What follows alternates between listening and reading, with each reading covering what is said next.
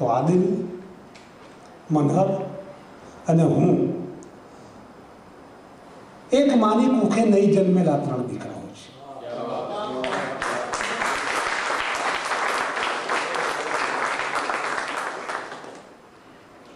હરવા નથી દેતો અને ફરવા નથી દેતો, પડછાયો મને એકલો મરવા નથી દેતો. આદિલ સાહેબ, અન્ય બાબત કશું નથી કહેવું, પણ ગઝલમાં તો ઠાંસ રહેવાની. અહીંયા આદિલ સાહેબ અને મનહર કે દિલ તમોને આપતા આપી દીધું ને પામતા પાછું અમે માપી લીધું. માત્ર એક જ ક્ષણ તમે રાખ્યું છતાં તરફથી કેટલું કાપી લીધું. પણ એનો ઉત્તમ પ્રકારનો એક શેર કહું. બને તો એમને કહેજો કે ખુશ્બો મ્યાનમાં રાખે. બને તો એમને કહેજો કે ખુશ્બો મ્યાનમાં રાખે. બગીચામાં બધા ફૂલોની હમણાં કાપ ચાલે છે.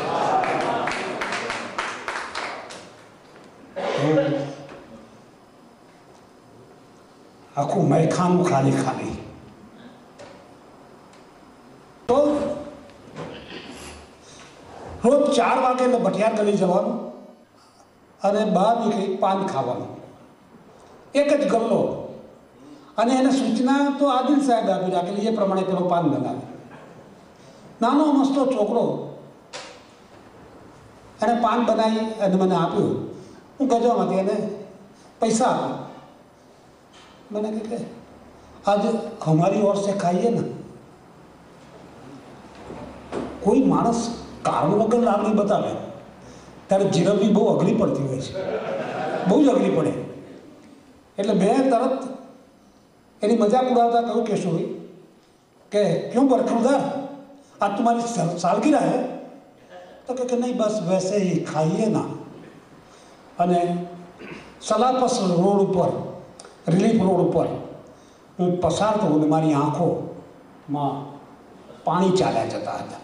કારણ કે આ કારણ વગરની લાગણી મને સમજાય છે, માટે ગઝલ લખું છું.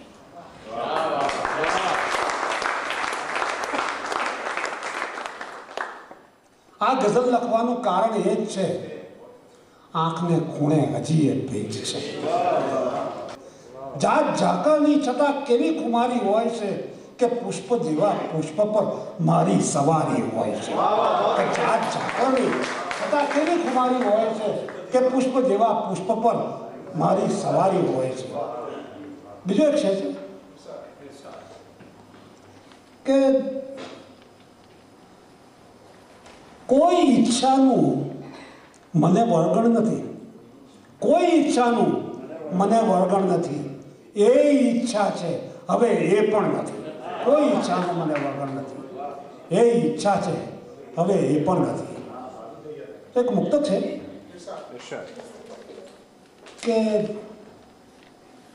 દ્રશ્યો છે બેશુમાર છે, દ્રશ્યો છે બેશુમાર છે. આંખો છે કે વખાર છે? દ્રશ્યો છે બેશુમાર છે, આંખો છે કે વખાર છે.